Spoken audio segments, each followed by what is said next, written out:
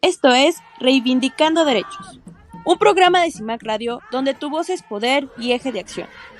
Desde humanismo y legalidad, un espacio seguro y libre de estereotipos, donde víctimas, expertos y autoridades fijan posicionamientos para garantizar el acceso a la justicia de mujeres e infancias en nuestro país. Hola, bienvenidas, bienvenidos a este nuevo programa de Reivindicando Derechos a través de Violeta Radio. Pues soy Norma Bautista, me acompaña. Hola, muy buenos días, mi nombre es Elsin Rodríguez.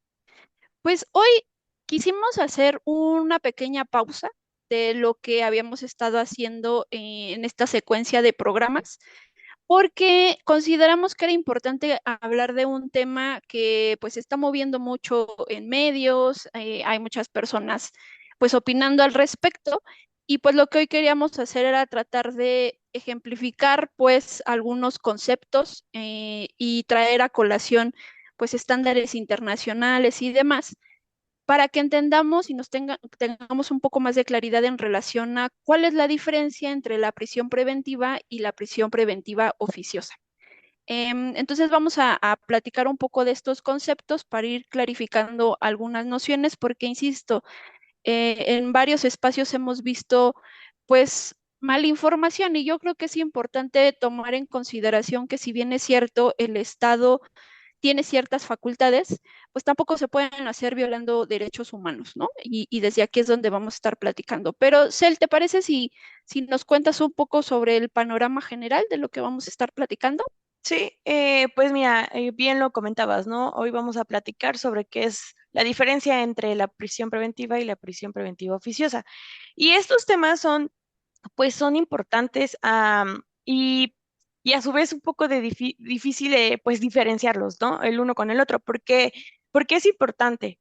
Es importante entender estos temas para poder diferenciarlos del sistema procesal penal acusatorio y el oral que estos sistemas se implementaron en nuestro país con las reformas constitucionales en junio del 2008. Y es esencialmente garantista, es decir, que busca un equilibrio en el respeto de los derechos de los sujetos procesales y se va a regir por principios fundamentales, entre ellos la presunción de inocencia. Entonces, va a prevalecer. Sin embargo, estos temas que son tan cuestionables, lo de la prisión preventiva oficiosa, que es ordenada por la propia Carta Magna para los delitos, pues que en ella están previstos, ¿no? Y que en esta figura va a romper con estos principios de las medidas cautelares que en algún momento hemos platicado, las cuales van a tratar de estas medidas preventivas que se va a tener como finalidad que las personas que están imputadas no evadan la justicia, que acudan a estas audiencias, pero tampoco obstaculicen el procedimiento y tampoco se ponga en riesgo a la víctima o a las pruebas. Entonces, en ese tenor, la previsión preventiva oficiosa va a ser contraria al espíritu garantista de un sistema procesal penal de corte acusatorio, porque se va a oponer al principio de la presunción de inocencia y y pues que va a lesionar a estos derechos humanos. Entonces, también tenemos lo que es la naturaleza cautelar de la prisión preventiva y la prisión preventiva oficiosa, que en primera instancia la prisión preventiva es una medida cautelar, es decir, que va a ser una medida de prevención o aseguramiento que se va a imponer por determinada tema judicial, ¿no? Para lograr los fines del procedimiento penal. Uno de los aciertos del Código Nacional de Procedimientos Penales es la sistematización y clasificación de las medidas de aseguramiento o prevención en el procedimiento penal, distinguiéndolas entre las medidas tanto de protección y las precautorias y las medidas cautelares. Las medidas de protección se van a decretar a petición de las víctimas o los ofendidos o incluso se van a imponer de manera oficiosa.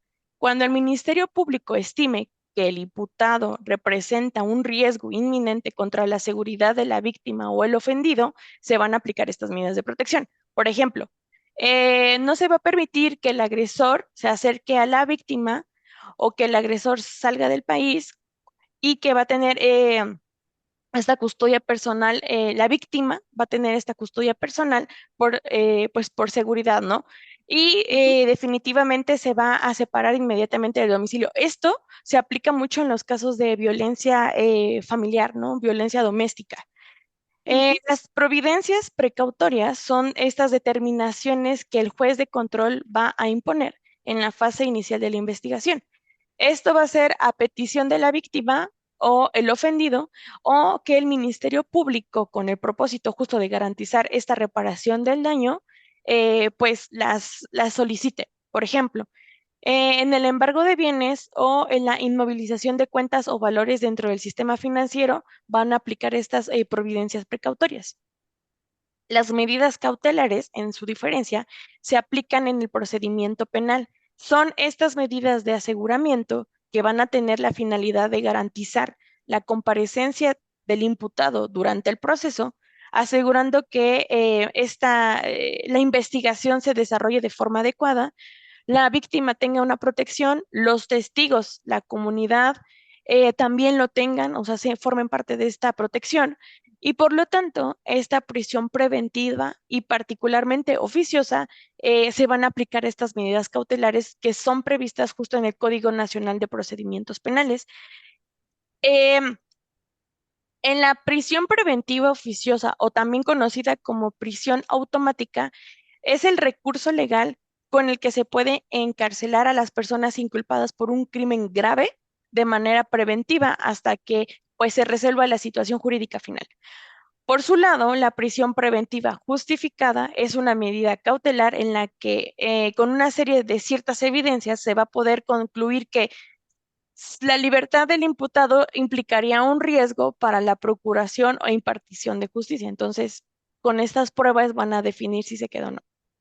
ujú, La prisión preventiva oficiosa, que se encuentra validada en estos momentos en la Constitución, también va a tener estos límites temporales, ¿no? Los imputados no pueden pasar más de 2 años en prisión sin que tengan una condena o una sentencia, a menos que la prolongación de la prisión preventiva se deba al ejercicio del derecho de la defensa del imputado.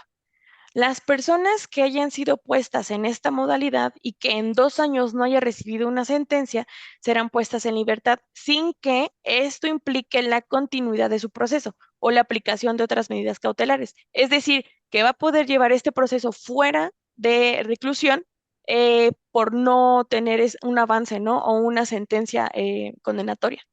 Entonces, ajá. prácticamente estos, bueno, ajá, es pues los puntos importantes para poder ir entendiendo cuál es la diferencia de cada una.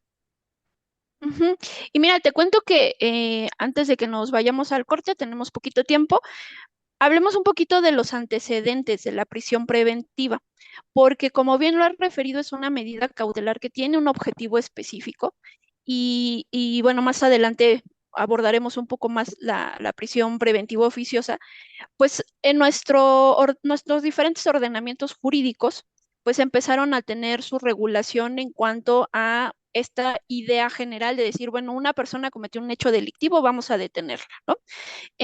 Así pues empezamos a hablar de esta medida cautelar de la prisión, pero de alguna manera era algo que se relacionaba con el proceso penal y lo que nos hacía pues tomar en consideración el hecho delictivo, la gravedad, antes de que pues de pronto tuviéramos todas estas reformas, sí considerábamos mucho cuando un delito era grave o no, que a diferencia de lo que pudiéramos pensar en términos generales, por ejemplo, no sé, un homicidio, ¿no? O un feminicidio.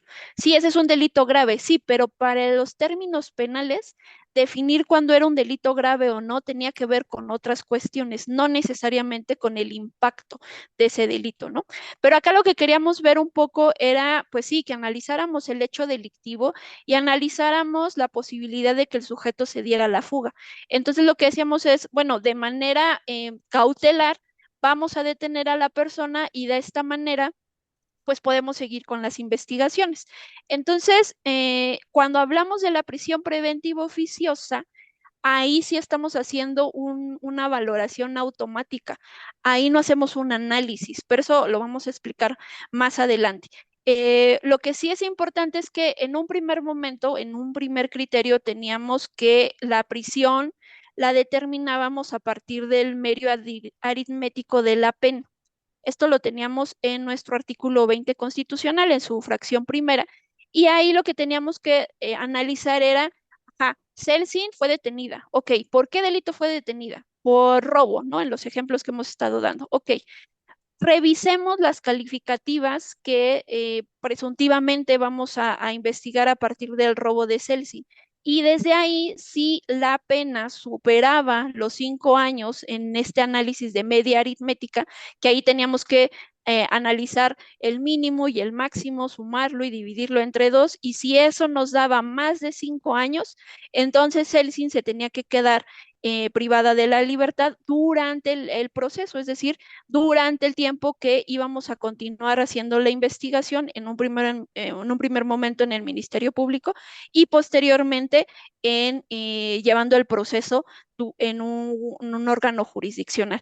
Entonces, cuando no reuníamos esos elementos, ¿no? De configurar el hecho delictivo y que Celsin fuera partícipe de ese delito, entonces Celsin podía salir libre porque no acreditábamos ese elemento, ¿no? Pero entonces aquí sí tomábamos en consideración el medio aritmético, lo que les decía, sumar la mínima, la máxima entre dos. Pero creo que andamos sobre los tiempos para que ahorita platiquemos el segundo criterio, ¿te parece? Mm, ¿Qué te parece entonces si vamos a nuestro primer corte comercial y regresamos a este su programa Reivindicando Derechos? Muy bien. En CIMAC Radio queremos escucharte. Comunícate con nosotras al 55 60 60 55 71 55 60 60 55 71 y déjanos conocer tus opiniones sobre nuestra programación. CIMAC Radio, periodismo con perspectiva de género. Regresamos a Reivindicando Derechos. Estamos platicando sobre la diferencia entre prisión preventiva y prisión preventiva oficiosa. Y Norma nos estaba platicando sobre los antecedentes de estas aquí en México, ¿verdad? Ujú. Te contaba que, bueno, en este primer criterio, pues era el medio aritmético. Después tuvimos un segundo criterio que era el delito grave. Esto tiene que ver también con cuestiones de cómo entendemos el delito y la teoría del delito y si los sistemas finalistas y demás. No quisiera como profundizar en eso, nada más quedarnos como con la idea general.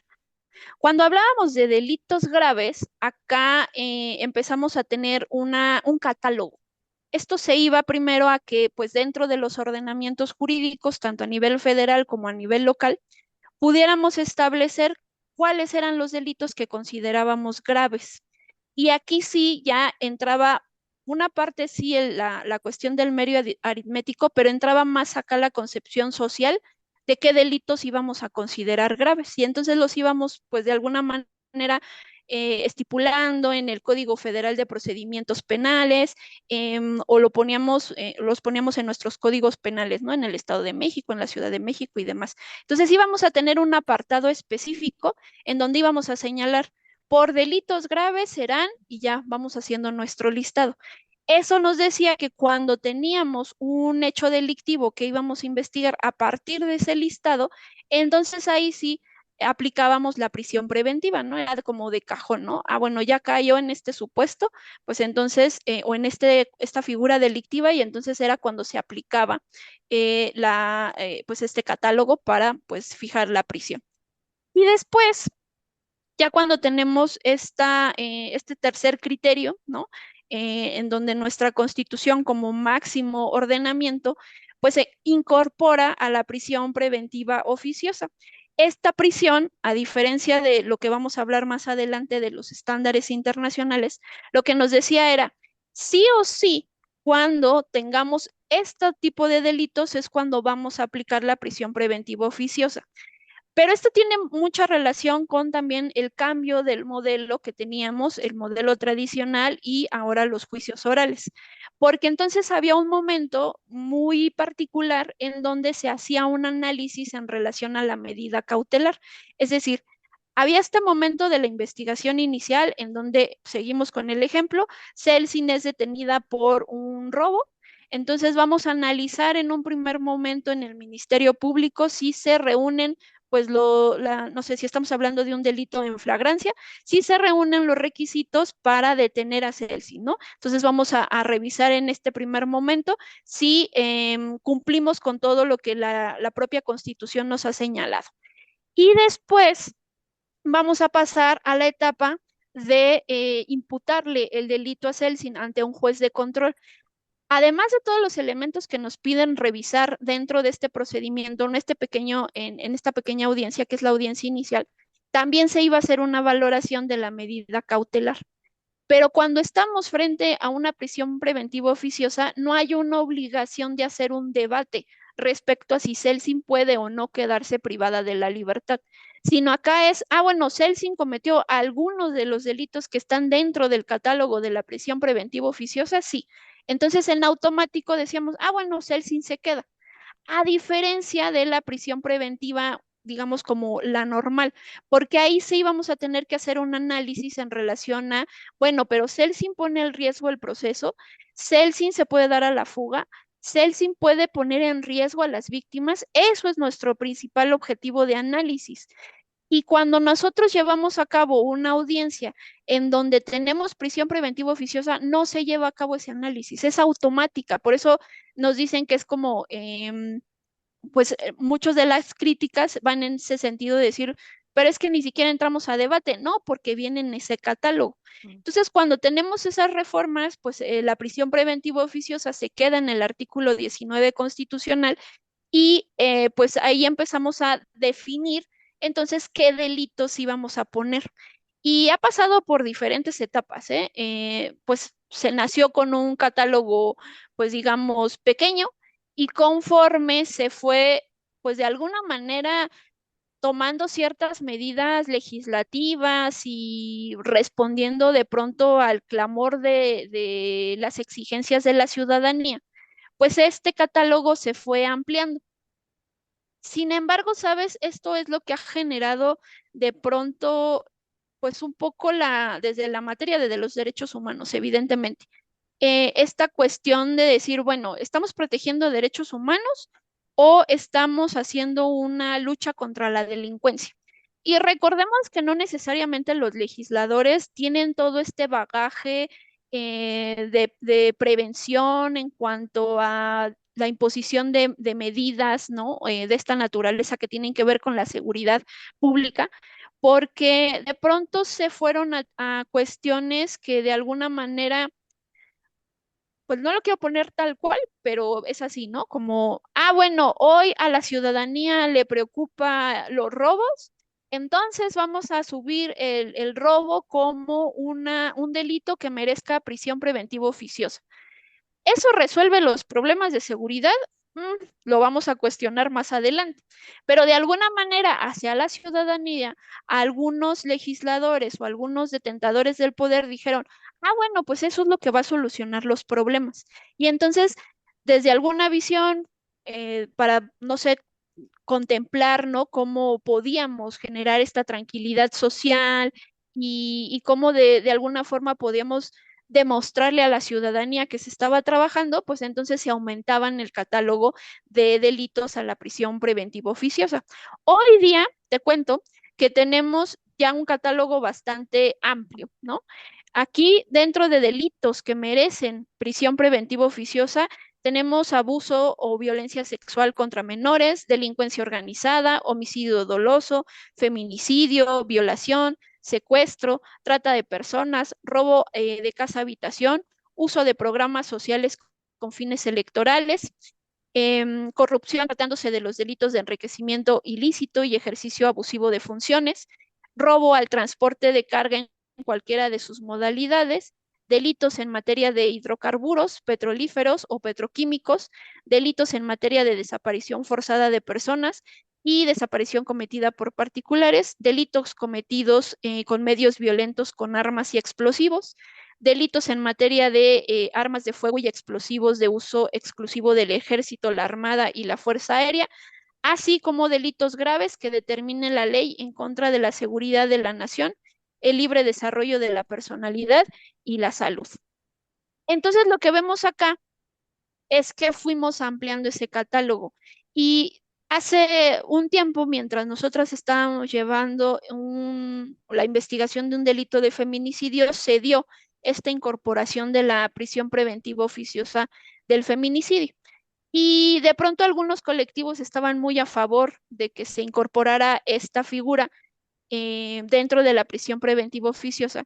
Y lo que nosotras platicábamos, no sé si te acuerdas, Elsin, era, ok, sí, entendemos que a nivel social el feminicidio es grave, ¿no? Desde esta cuestión del impacto social, no desde la figura que estamos platicando hoy de derecho penal, sino de esta, pues esta violencia máxima que se representa en la sociedad y que pues se da en los cuerpos de las mujeres, ¿no?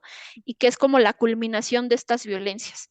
Pero de pronto decíamos, ¿y de verdad nos sirve que la prisión preventiva oficiosa esté contemplando el feminicidio cuando ni siquiera llegamos a detener a los responsables, ¿no?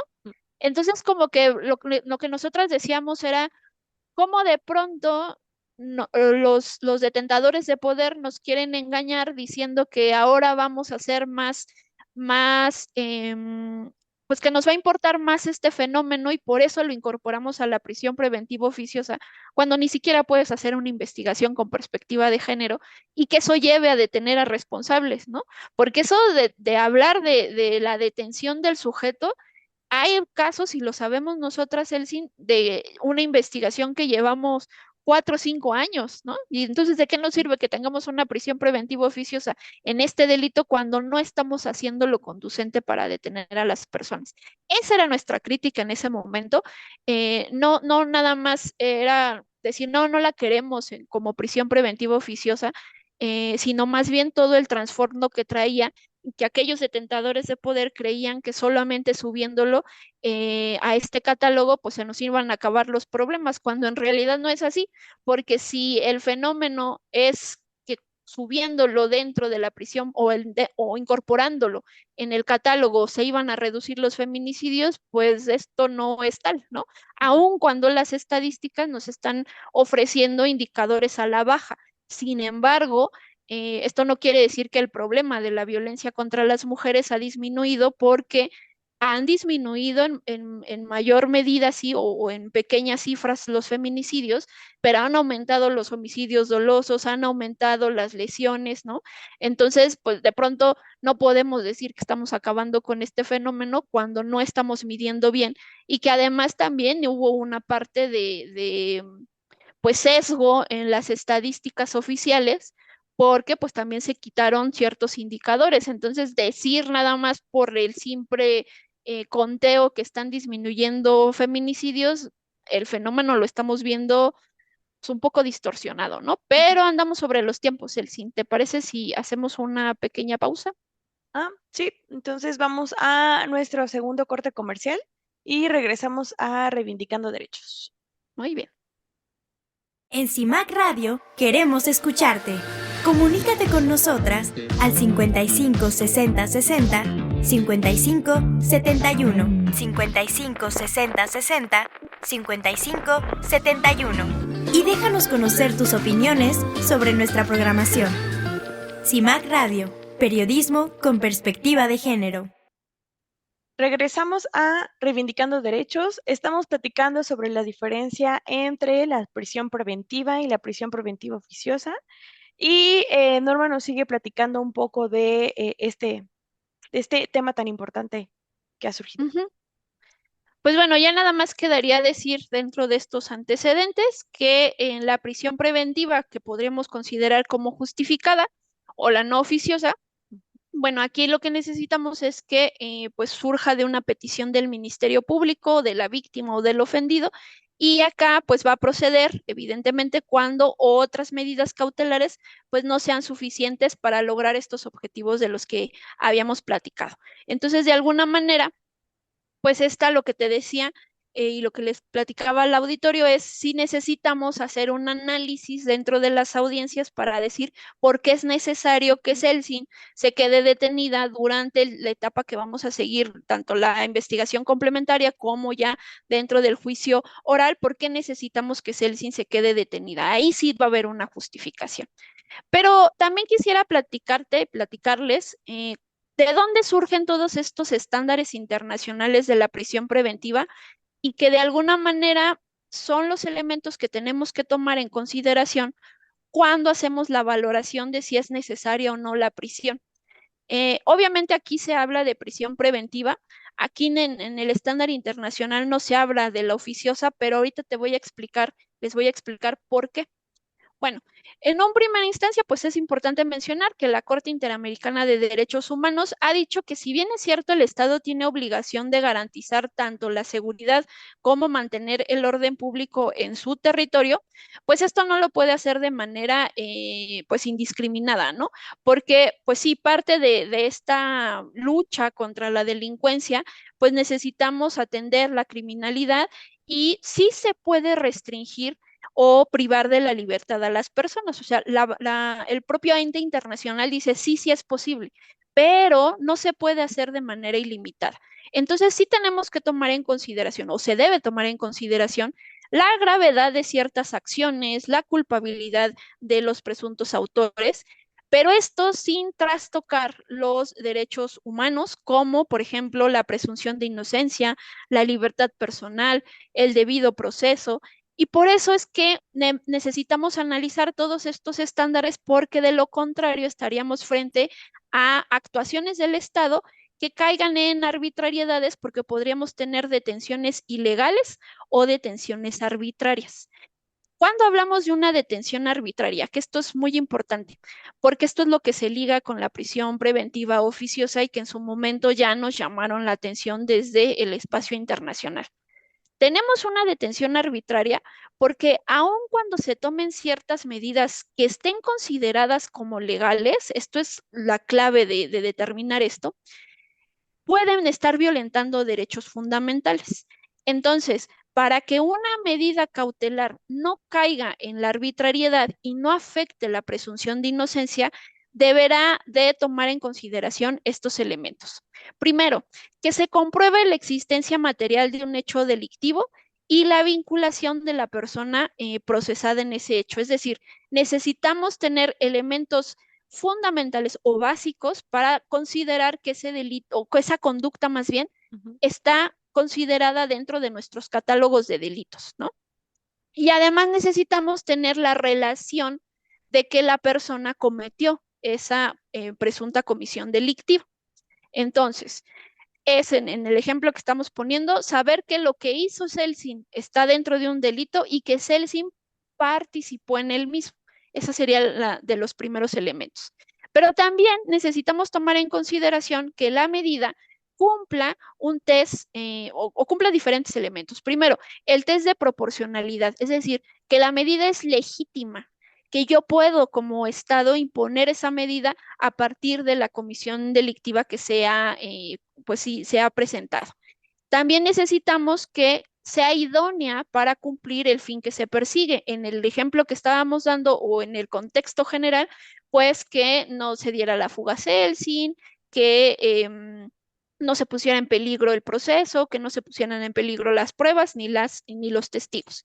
Y además también se va a tomar en consideración que esta medida sea necesaria y estrictamente proporcional. Este es otro elemento, porque imaginemos que Celsin de pronto se robó pues un elote, ¿no? En esta mazorca se llevó ese elote porque no tenía para comer. Y entonces imponer una medida de esta naturaleza a Celsin cuando ya te está justificando que no tenía para comer y en ese momento pues tomó este elote para pues tratar de alimentarse, no es proporcional la medida con el hecho que cometió Celsin, ¿no? Además, también se obliga a que esta determinación esté debidamente motivada. Este es otro de los elementos que se relaciona con la prisión preventiva oficiosa, porque no le estamos motivando, simplemente estamos diciendo, no, pero yo tengo un catálogo delictivo, ¿no? Que señala que sí o sí en estos delitos va a ser prisión preventiva oficiosa. No estoy motivando, simplemente, y desde la parte de los operadores de justicia, es decir, estoy aplicando la ley. Sí, pero acá también ya nos están diciendo en el estándar internacional que es que aun cuando tú tengas un ordenamiento que lo señale, no necesariamente necesariamente va a respetar derechos humanos.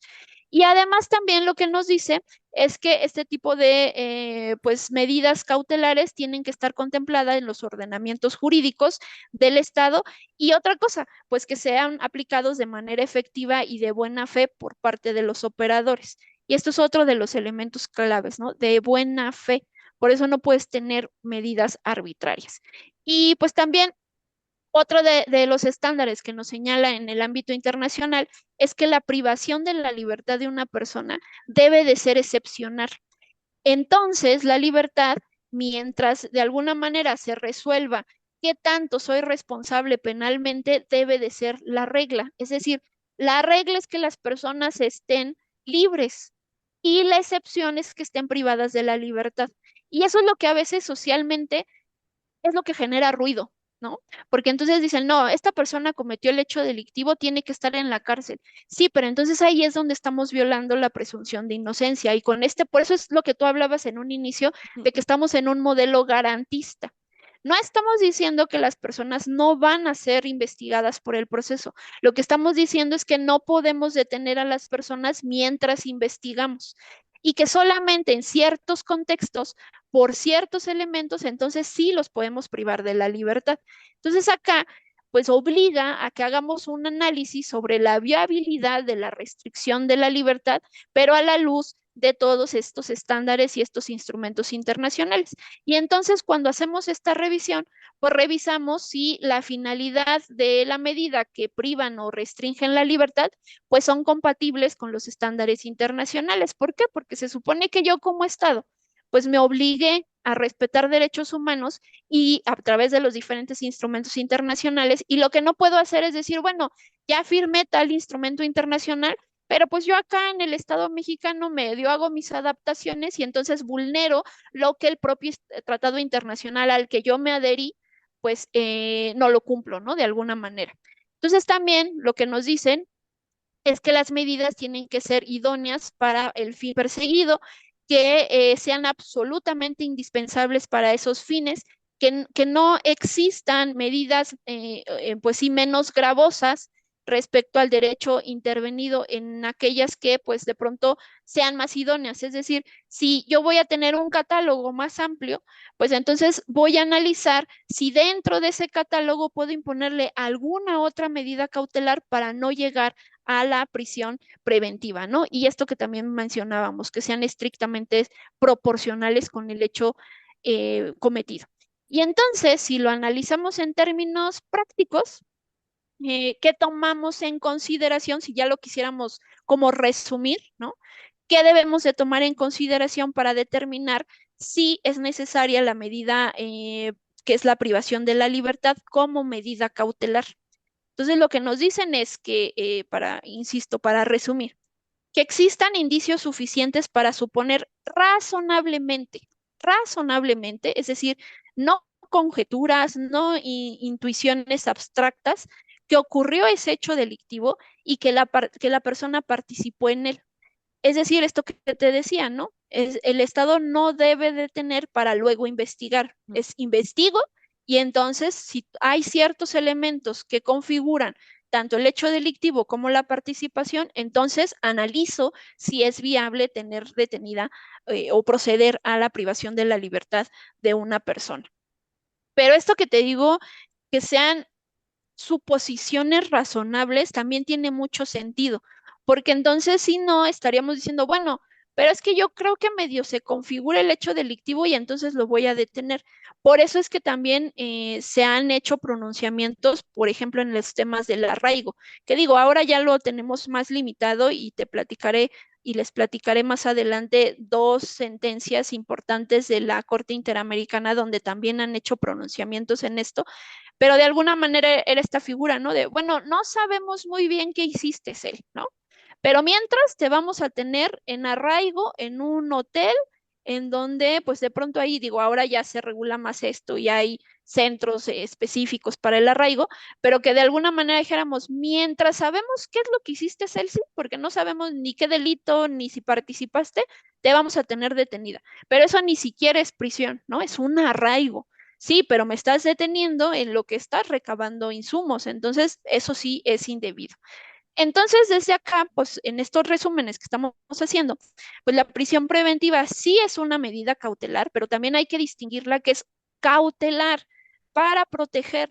No es lo mismo que cuando la consideramos como una medida de carácter punitivo.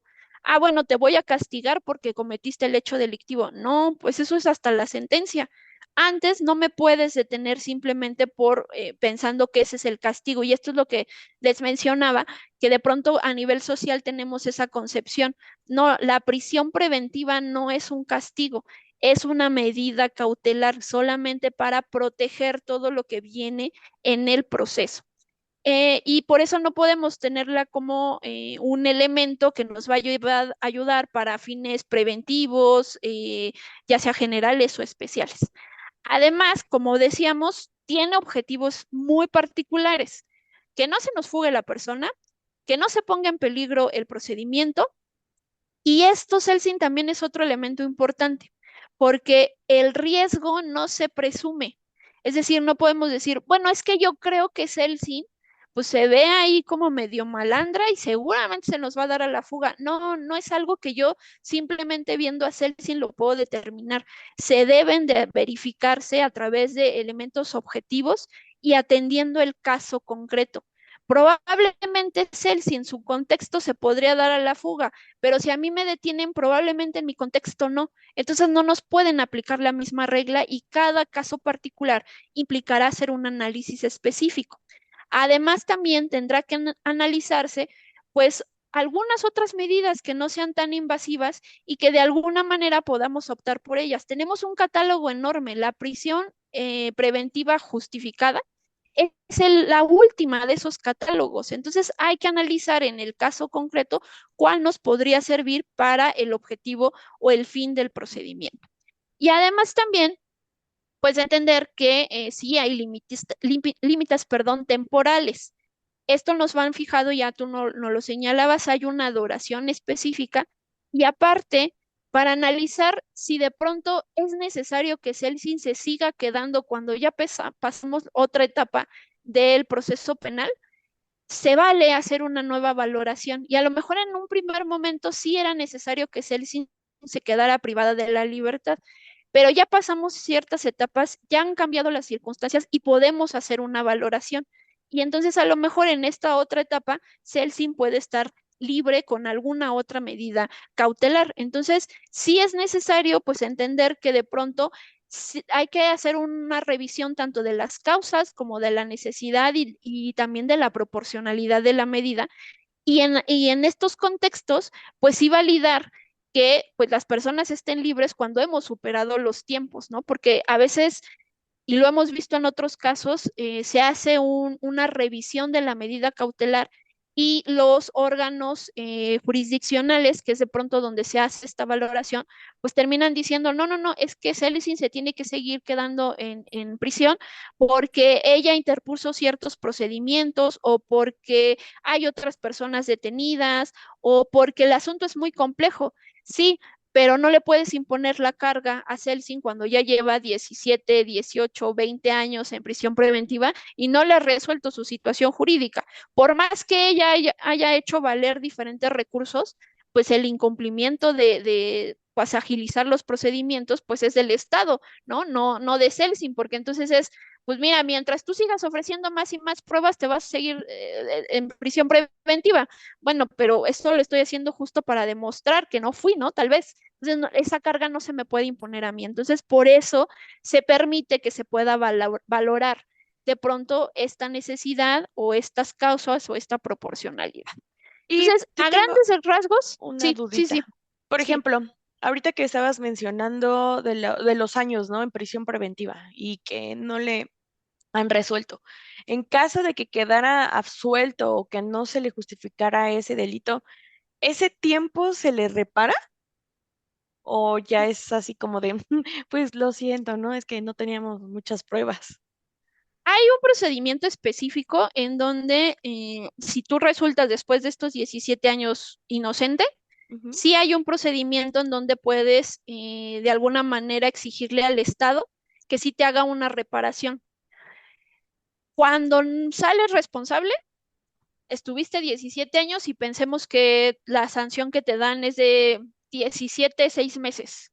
Entonces te dicen, ah, bueno, pero ya cumpliste 17, ya nada más te quedan 6 meses, ¿no? Entonces, no es, digamos, para efectos procesales no es un tiempo perdido si resulta una sentencia condenatoria. Pero si resulta una absolutoria, entonces sí hay una responsabilidad del Estado porque te privó de manera ilegal pues todos esos años y sí debe de haber una reparación. Pero ese es un procedimiento aparte, se lleva en otro tipo de, no dentro de tu proceso en sí, sino tienes que iniciar uno nuevo. Entonces ya con todo esto lo que podríamos decir es que sí hay una diferencia entre la prisión preventiva, la justificada, por así decirlo, y la oficiosa. Estas, pues sí están contempladas en nuestra legislación y pues vamos a tener la oficiosa, que era esto que decíamos que pues es la automática, en donde no se hace una valoración, nada más con que estés dentro del catálogo de los delitos se aplica esta prisión. Y la justificada, en donde sí el Ministerio Público la solicita ante el juez como una medida cautelar cuando se ha demostrado también que pues todas las otras que teníamos no eran suficientes para garantizar pues estos elementos o estos fines del procedimiento. Y aquí sí nos dicen que, por ejemplo, hay ciertas excepciones para la prisión preventiva para que de alguna manera estén en su domicilio o en un centro médico o geriátrico cuando estamos hablando de personas mayores a 70 años de edad o cuando tienen una enfermedad grave o terminal, o cuando estamos hablando de mujeres embarazadas o madres durante la lactancia. Entonces, si ahora vemos esta distinción entre prisión preventiva y oficiosa, pues no es lo mismo. Ya decíamos, la oficiosa tiene que ver con una prisión automática, es obligatoria, es como mecánica, y de pronto es ahí precisamente donde las críticas empiezan a darse en relación a si es necesaria tener una prisión preventiva oficiosa o si deberíamos de hacer ajustes. Pero pues de pronto eso lo podríamos dejar para nuestro corte a reserva de que tuvieras alguna duda que podríamos desahogar en estos minutitos que nos quedan, porque sí me gustaría ampliarme un poquito más de decir dónde vienen estas críticas y qué es lo que hoy, dónde estamos posicionados hoy nuestro país en relación a la prisión preventiva oficiosa en específico. ¿Tú qué piensas, Pues, él? pues está bien hasta cierto punto, ¿no? Porque, por ejemplo, retomamos otra vez este tiempo, ¿no? De, pues ya pasaron 17 años y no me han dicho si sí fui culpable o no, sabiendo que yo Ujú, sé que no soy culpable, ¿no? Entonces, pero también aplica mucho esta parte cuando mencionabas lo del feminicidio, ¿no? ¿De qué sirve que exista una prisión preventiva oficiosa si no tenemos un responsable? O sea, ujú. entonces está bien implementada en ciertos casos, pero en otros no tanto, porque no estás como que siendo parejo, ¿no? Pero pues creo que hasta el momento, bueno, ya tú nos dirás qué tanto nos ha funcionado, o qué tanto ha funcionado este tipo de prisiones aquí en México. Y sobre todo, ¿no? Por lo que nos platicabas también de los estándares internacionales y de todas las recomendaciones que tenemos en esos temas, ¿no? Que a pesar de que nos están diciendo, seguimos pues teniendo estos sesgos, estos problemas en este tipo de situaciones. Pero creo que ya estamos sobre los tiempos, entonces, ¿qué te parece si nos damos a nuestro último corte comercial para que nos sigas platicando sobre este tema y amplíes un poco más? Regresamos a Reivindicando Derechos, no nos tardamos.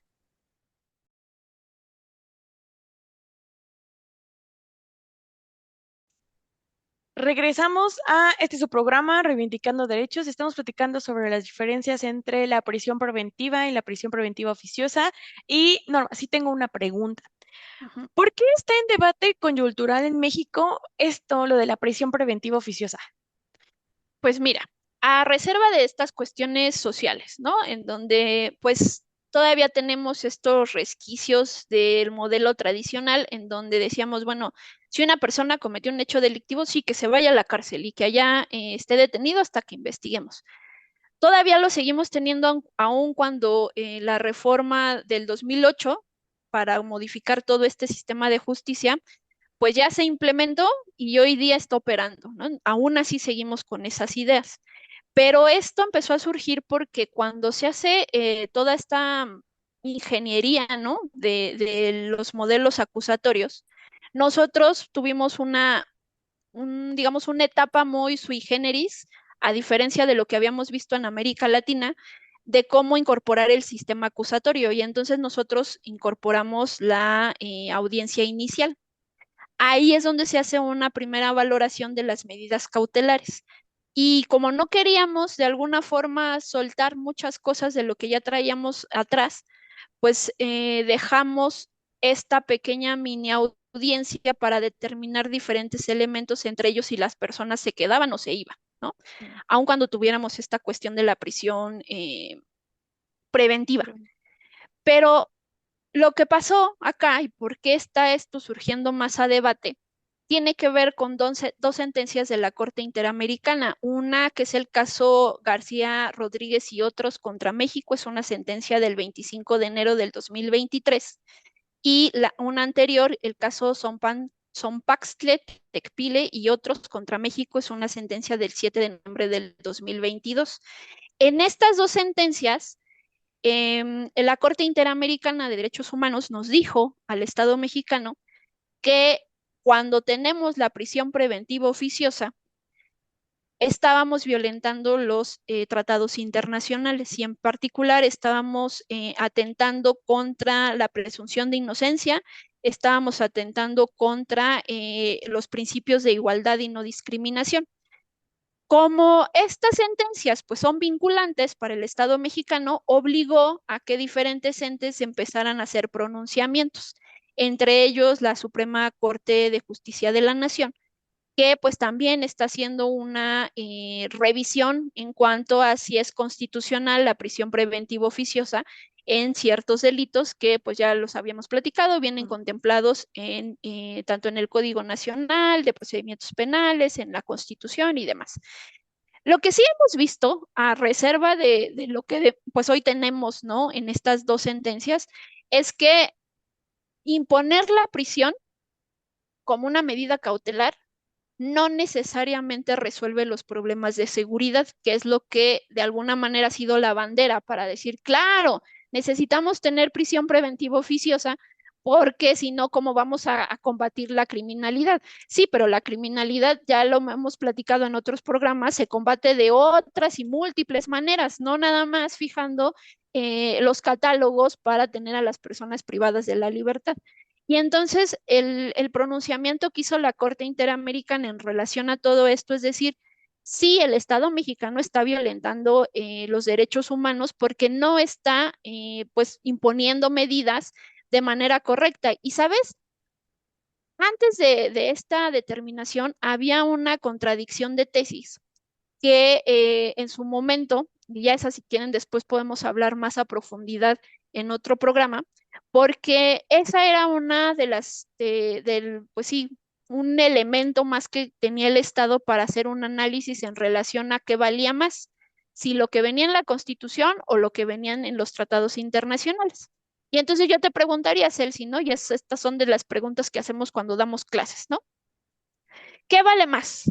¿La Constitución o el tratado internacional? ¿Tú qué dirías? Pues están a la par. Están a la par, ¿no? Pero algunos dirían, no, la Constitución, Ujú. porque es nuestra máxima carta, no es lo que es este documento en donde pues no solamente protegemos los derechos, sino se fija el orden del Estado.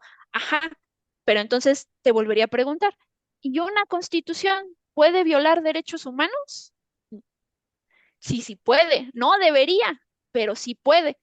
Lo que hace en su momento la Suprema Corte de Justicia cuando está analizando el caso Rosendo Radilla, hace una valoración para determinar qué le tocaba hacer al Poder Judicial en esta materia y entonces dentro de su análisis, pues determina que cuando estamos hablando de restricción de derechos y tenemos constitución y tenemos tratados internacionales, lo que va a valer más es la constitución.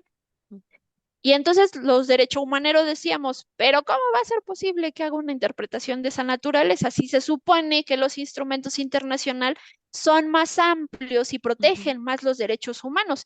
Y si mi constitución es un instrumento político, pues de pronto si yo hoy soy homofóbica, por poner un ejemplo, pues entonces voy a prohibir en la constitución los matrimonios igualitarios y va a ser válido, ¿no? Porque seguí todo el procedimiento, pero no va a ser convencional, es decir, no va a estar de acuerdo a los tratados internacionales. Entonces, no podíamos decir que iba a valer más la Constitución en una restricción de derechos porque teníamos un andamiaje internacional. Pero no, no les importó y luego de ahí se aventaron otros pronunciamientos y hubo expertos que dijeron que estaba bien, nosotros los derechos humaneros decíamos que no, y por fortuna, la Corte Interamericana resolvió esta duda que yo decía cuando leí estas sentencias, dije, ay, gracias, gracias, gracias, porque entonces alguien sí entendió los derechos humanos y entonces dijeron, esa contradicción de tesis está mal, porque de la misma forma en como están justificando que puede haber violaciones a derechos humanos a nivel constitucional, están dándole la espalda a los instrumentos internacionales. Y tener la prisión preventiva oficiosa está vulnerando derechos humanos. Eso no quiere decir que la Corte Interamericana está diciendo, no, sí, y entonces esta ente internacional está diciendo, ¿no? Que de pronto por ahí hubo pronunciamientos, ¿no? Está diciendo que entonces hay que tener a todas las personas que cometan delitos en la calle. No, no, por supuesto que no, porque tienes a la prisión preventiva, la justificada, pero eso tienes que justificarla, no de pronto tomes decisiones sin hacer un análisis con todos los estándares que hemos platicado para tener a personas detenidas sin una razón, ¿no? Y que de alguna manera la Corte Interamericana, contrario a esas personas que evidentemente se ve que no conocen el derecho internacional y menos el derecho internacional que tiene que ver con los derechos humanos, pues de alguna manera solo decir que están atentando contra la soberanía, ¿no? Porque la Corte Interamericana reconoce que tú puedes tener medidas, incluso restringiendo la libertad, pero no de manera arbitraria, ¿no? De alguna forma, pues sin contemplar todos estos estándares internacionales. Entonces, estas dos sentencias es lo que ha obligado a que se movilice todo el Estado mexicano para hacer una nueva interpretación de la prisión preventiva oficiosa. Digo, acá se hablaron también de cuestiones del arraigo, se habló, por ejemplo, de esta idea, ¿no? De derecho penal del enemigo, en donde decimos, ah, bueno, si es delincuencia organizada, no tienen derechos, ¿no? Casi, casi, ¿no? Mm. Y desde ahí, pues poner como estos candados para que las personas no sean liberadas. Pero si estábamos hablando que dentro de la prisión preventiva justificada, tenemos que hacer un análisis tanto del delito como de las circunstancias de la persona, ¿no? El contexto de la persona, pues de pronto sí diríamos, ¿y por qué aquellos que están siendo investigados por delincuencia organizada son diferentes a todos los demás? Y entonces ahí entra esta cuestión del derecho penal del enemigo, decir, no, pues porque son los más malos de todos los malos y están ligados con cárteles. O sea, sí, pero ¿qué los hace diferentes de otras conductas delictivas? ¿Por qué estamos violentando el principio de igualdad y no discriminación, aún dentro de la investigación de hechos delictivos? Entonces, estas dos sentencias, como te decía, son vinculantes para el Estado mexicano, pues obliga a que hagamos una revisión de nuestras normas y reajustar todo eso que teníamos de manera previa de decir, bueno, pues entonces vale más la Constitución, si no, no, no, no, no. Si tu constitución está violando derechos humanos, tienes que revisar tu constitución, porque entonces de nada sirve que hayas firmado instrumentos internacionales cuando no los vas a respetar. Entonces, por eso hoy tenemos estos debates en relación a la prisión preventiva oficiosa que se está hablando en las constituciones, lo están hablando los académicos y pues también se están agarrando ahorita que tenemos estos temas de coyuntura, ¿no? Como pues medidas para pues generar la simpatía de la ciudadanía. Y eso de pronto es un tanto irresponsable porque también es obligación de esos detentadores de informar bien y saber que sí hay estándares y que sí debemos de cumplirlos, ¿no? Pues es un tema bastante interesante. Creo que también es de los que podemos estar hablando y hablando y muy amplio, ¿no? Pero creo que lo básico o lo más importante, tanto para pues nosotros y para quienes nos escuchan, siento que ya quedó un poquito, ¿no? Entendible de cuál es la diferencia de una y de la otra. Y en qué casos se aplica una y en qué casos se aplica la otra. Pero pues creo que se nos acabó el tiempo. No sé si tengas algo más que comentarnos, ¿no? Pues nada, simplemente, pues de pronto sí queríamos hacer esta Ujú. explicación porque como ahorita está mucho el debate, pues se cree que queremos tener libres a las personas que delinquen y no, no va por ahí, porque pensemos que, y lo sabemos, ¿no? Tampoco es como que tengamos un estado en donde se respete el debido proceso y de pronto podemos caer tú, yo o alguien que nos esté viendo y entender que tenemos derechos, ¿no? Y también las personas que están privadas de la libertad, pues el debido proceso, que se respeten las garantías que de pronto pues contempla nuestra Constitución, no es ponerlos por encima de la Ujú. ciudadanía, sino más bien es respetar todo eso para que en su momento pues tengan juicios justos y demás. Y hablar de prisión preventiva y hablar de prisión preventiva oficiosa, pues nos da este doble discurso del Estado, ¿no? En donde decimos, sí, claro, nos importa la ciudadanía, pero violentamos cuando generamos este tipo de medidas. Y entonces, pues no, no podemos decir que nos están protegiendo cuando no se hacen estudios a profundidad de todas las consecuencias que hay y hoy día tenemos dos sentencias donde nos están condenando, digo, tenemos varias más, ¿no?